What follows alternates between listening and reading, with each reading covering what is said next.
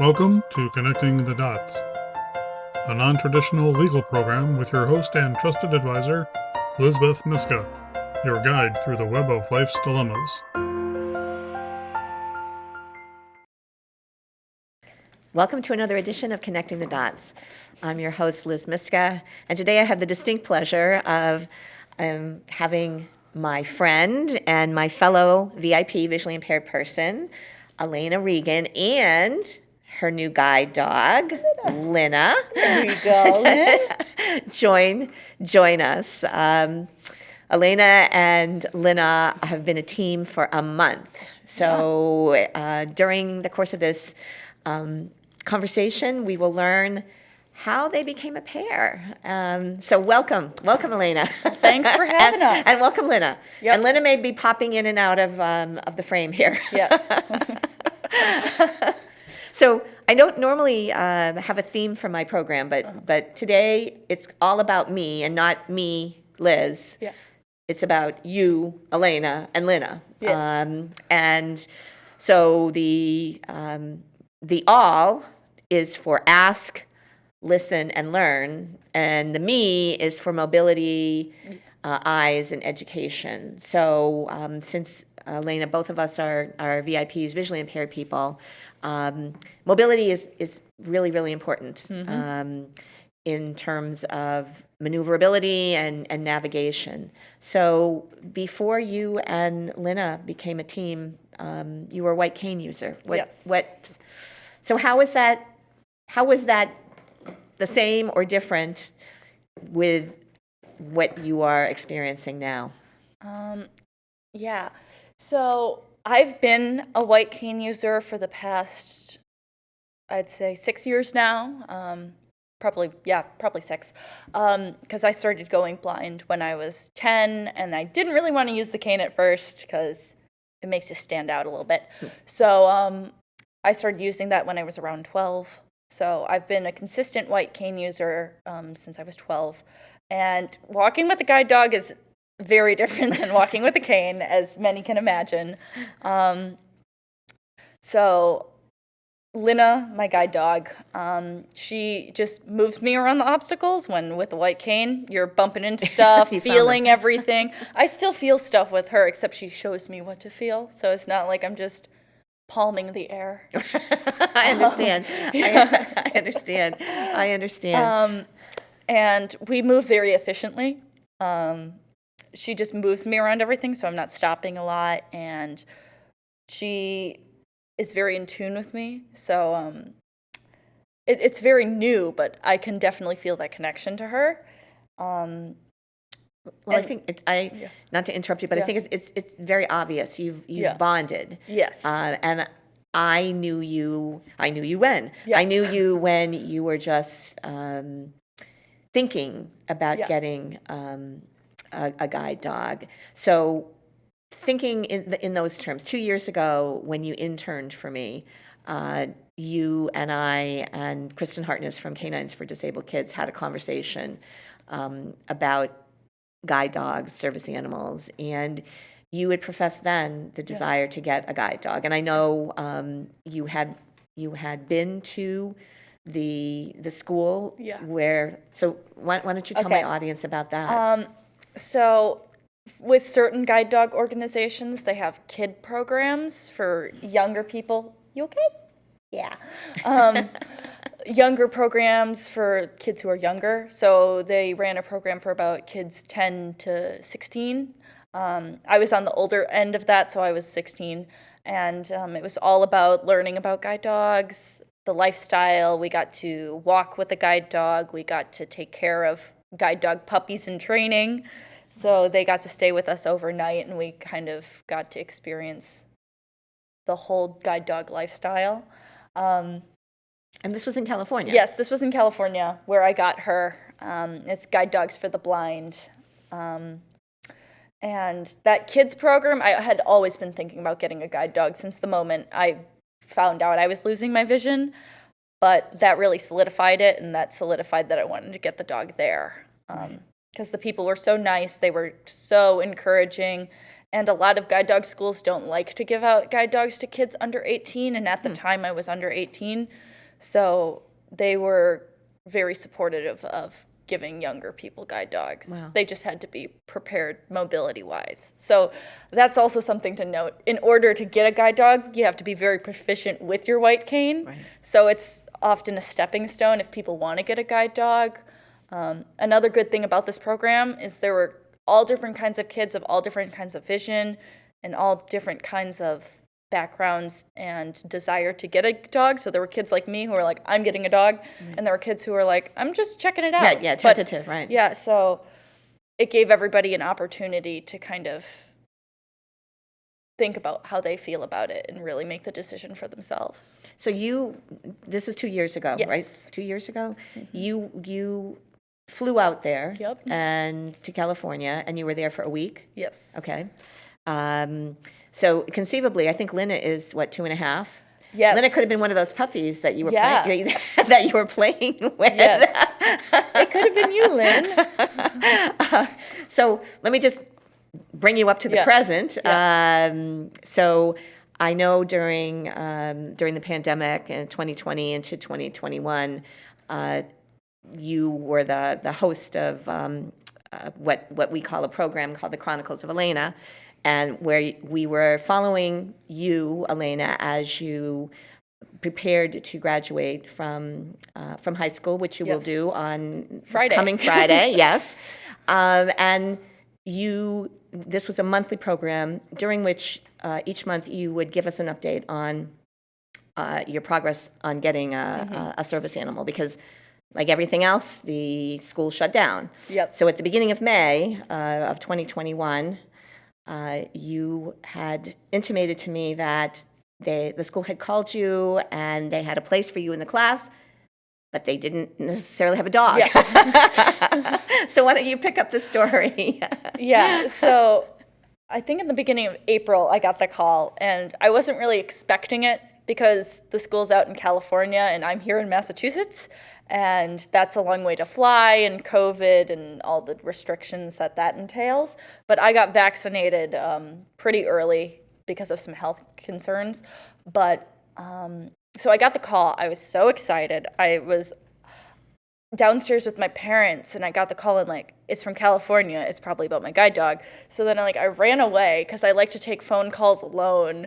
So I ran, and like my parents are like standing outside the door, like listening. Like, oh, is it happening? Is it not happening? And they said they had a spot in a class in the beginning of May, and they were going to talk to their training staff on whether they had a dog. And I'm like, well, why would you ask me to do that if you might not have a dog? But Torture. I was happy about it.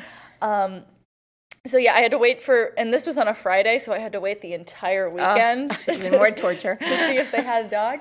And they called me and they said they have a dog. And at this school, they don't tell you what the dog is going to be until you get there and you meet the dog. So I just knew there was a dog. I didn't know it was going to be a female. I didn't know it was going to be a lab. I didn't know her name was Lina. So I was very excited to go out. And it was pretty short notice because I got the call in the beginning of April and I was out there in the beginning of May. So I wasn't really expecting it to go that fast, but it definitely worked out in my favor. Absolutely. Yeah. And so what was the training like? The training was very intense. It was a 2-week program, and a lot of guide dog programs are longer, but we didn't have much free time. It was me and her working all day, every day. So we did 2 routes a day, which would be both of them over a mile of walking. In the brutal. And it was hot. I was It in the brutal really California hot. sun, right?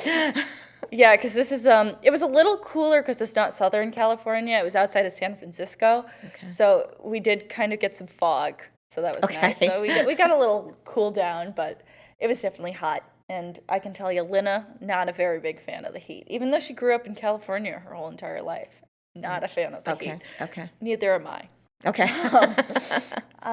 So we did, in the morning, we always did some sort of lecture. So, but we listened to them ahead of time so we could just have discussions about them so we could save time. So they would be about the things we were learning. So like guide work commands, obedience commands, how to rework errors, different things like that. And then after that discussion, we'd get in the vans and we'd go out to different places. And the first week was pretty much the same thing every day, so that we could get a sense of a route and that she could get a sense of the consistency of the route. Okay. So we went to downtown San Rafael, and I did the same route every day, twice a day for a week.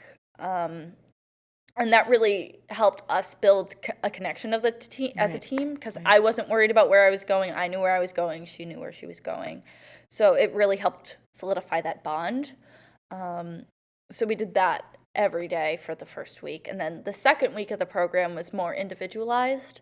So I told them about my home environment. So I take the train, so we did train work. I live in an environment without sidewalks, so we did some work without sidewalks.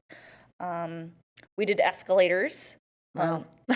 She has to wear little boots on the escalators because they can hurt their feet. So she wears little booties on her back feet. She's very cute. So do you have to have them with you all the time? If I know I'm gonna get on an escalator. Okay. Okay. And she needs her booties if it's hot out because it can hurt her feet. Okay. Some dogs have very strong feet. So her feet aren't weak enough so that she would be cut from the program, but she's definitely not got the strongest feet in the guide dog business. So she does like to wear her booties when it's hot out. Well, she's a girl too, She's right? a girl. And she'll wear it when it's snowing out because of the salt and stuff on the roads to protect her feet. Oh, wait till the winter comes. Oh, it's going to be crazy. Oh my gosh. And I'm pretty sure she hasn't seen snow before, so that'll be fun. Wow. Yeah. And then the two of you flew back about 2 weeks ago. Yes. Back to Massachusetts. How was the flight? It was a long one. So it was about 5 hours and 45 minutes, and Lena was perfect throughout the whole entire thing. She just sat under the seat in front of me. She's a pretty small dog. You guys probably can't see her because she's sitting again, huh, Missy? But she is only 45 pounds, which is pretty small for a lab. So she can really curl herself up and fit under the seat. And everybody on the plane was surprisingly very good about not petting her or asking me about her instead of talking to her. So that was good. That's excellent. That's excellent. Yeah. That's excellent. And how did you merge back into your family? Were your siblings and your parents a little like tippy-toeing around you and Lena, or? They were so excited.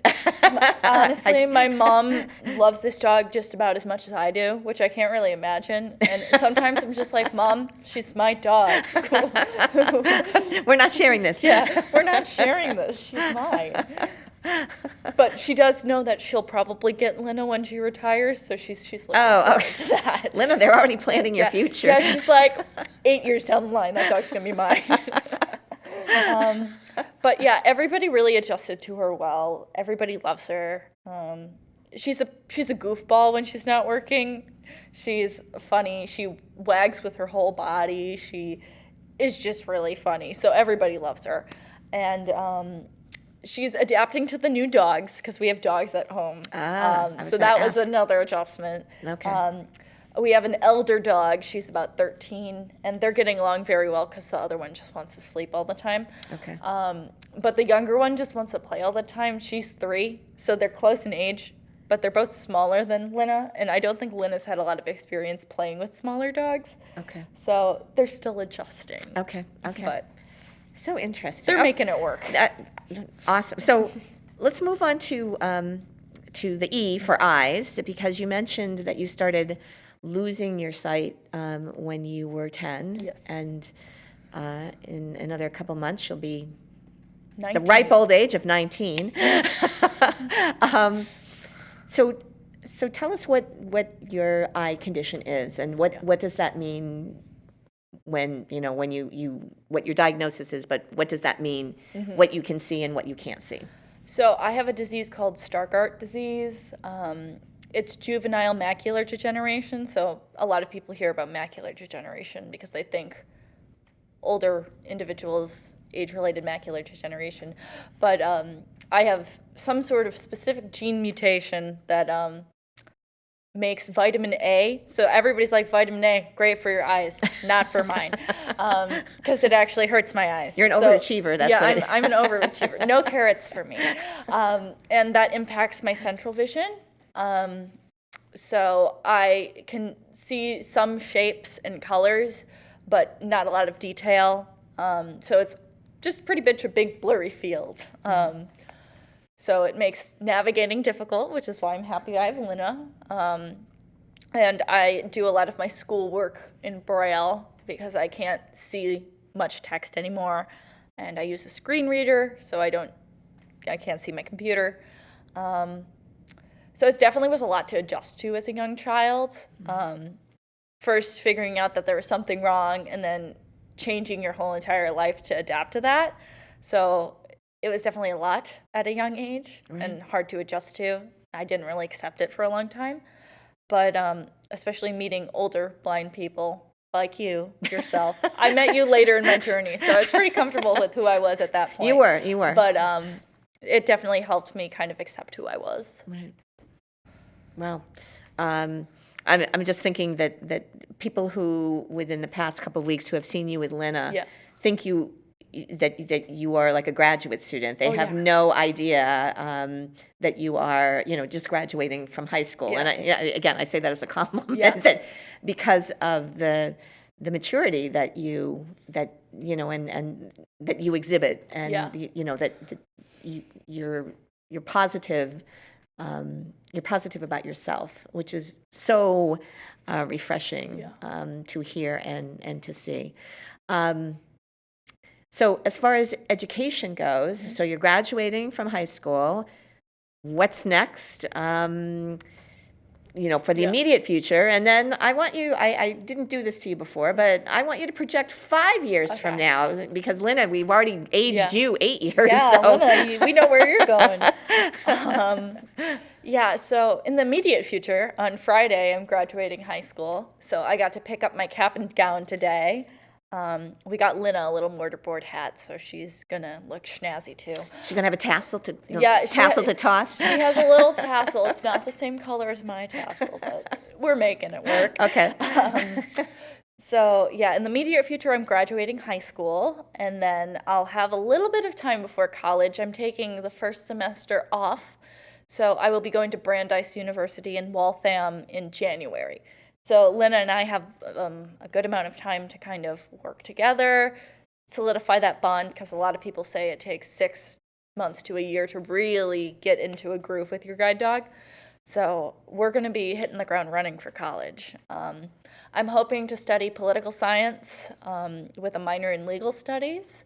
And I'm not exactly sure where I'm going to be in 5 years, but I'm definitely going to have a political science degree. And with that, I'll either enter some sort of lobbying organization, politics, or go on to law school, which is something I'm interested in.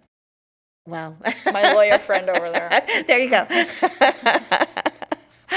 Well, when I first met you, before you interned with me, you were interested in a myriad of things. You were interested in weather. Weather. I was a big meteorology kid. Right. Yeah. So is that blown out? It's a very visual field. Lots of maps. Not really my thing ananymore. Well, supposedly, Elena, it's just like there's nothing there. Yeah. They just point to things, and we can definitely point to things. It's raining over there.